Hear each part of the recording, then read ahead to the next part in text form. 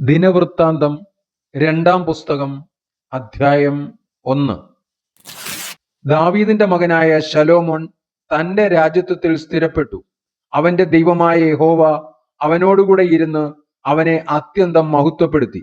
ശലോമോൻ എല്ലാ ഇസ്രായേലിനോടും സഹസ്രാധിപന്മാരോടും ശതാധിപന്മാരോടും ന്യായാധിപന്മാരോടും എല്ലാ ഇസ്രായേലിന്റെയും പിതൃഭവനത്തലവന്മാരായ സകല പ്രഭുക്കന്മാരോടും സംസാരിച്ചിട്ട് ശലോമോൻ സർവസഭയുമായി ഗിബെയോനിലെ പൂജാഗിരിക്ക് പോയി.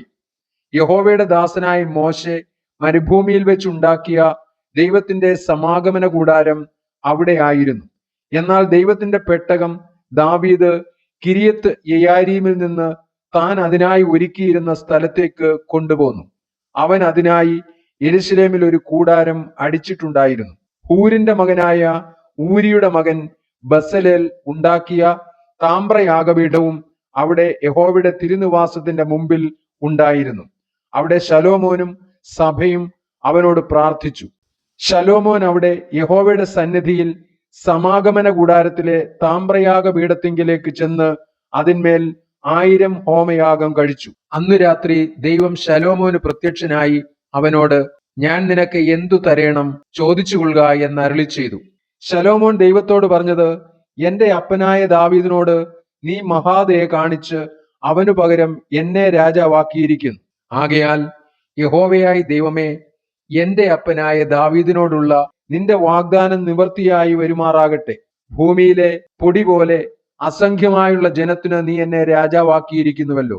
ആകയാൽ ഈ ജനത്തിന് നായകനായിരിക്കേണ്ടതിന് എനിക്ക് ജ്ഞാനവും വിവേകവും തരേണമേ. അല്ലാതെ നിന്റെ ഈ വലിയ ജനത്തിന് ന്യായപാലനം ചെയ്യുവാൻ ആർക്കു കഴിയും? അതിന് ദൈവം ശലോമോനോട്, ഇത് നിന്റെ താല്പര്യമായിരിക്കാലും ധനം, സമ്പത്ത്, മാനം, ശത്രു നിഗ്രഹം എന്നിവയോ ദീർഘായുസോ ചോദിക്കാതെ ഞാൻ നിന്നെ രാജാവാക്കി വെച്ച എന്റെ ജനത്തിന് ന്യായപാലനം ചെയ്യേണ്ടതിന് ജ്ഞാനവും വിവേകവും ചോദിച്ചിരിക്കാലും ജ്ഞാനവും വിവേകവും നിനക്ക് നൽകിയിരിക്കുന്നു.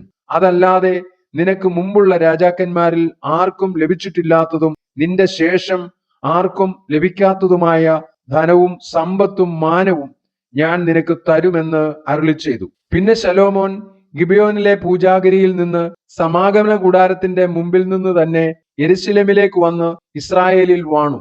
ശലോമോൻ രഥങ്ങളെയും കുതിരച്ചേവകരെയും ശേഖരിച്ചു. അവന് 1400 രഥങ്ങളും 12000 കുതിരച്ചേവകരും ഉണ്ടായിരുന്നു.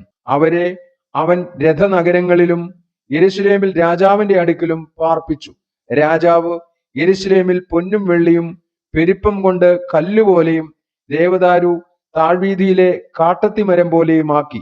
ശലോമോന് കുതിരകളെ കൊണ്ടുവന്നത് മിസ്രൈമിൽ നിന്നായിരുന്നു. രാജാവിന്റെ കച്ചവടക്കാർ അവയെ കൂട്ടമായി വിലയ്ക്ക് വാങ്ങിക്കൊണ്ടുവരും. അവർ മിസ്രൈമിൽ നിന്ന് രഥം ഒന്നിന് 600 കുതിര ഒന്നിന് 150 വെള്ളി ശേക്കൽ വില കൊടുത്ത് വാങ്ങിക്കൊണ്ടുവരും. അങ്ങനെ തന്നെ അവർ ഹിത്യരുടെ സകല രാജാക്കന്മാർക്കും അരാം രാജാക്കന്മാർക്കും കൊണ്ടുവന്നു കൊടുക്കും.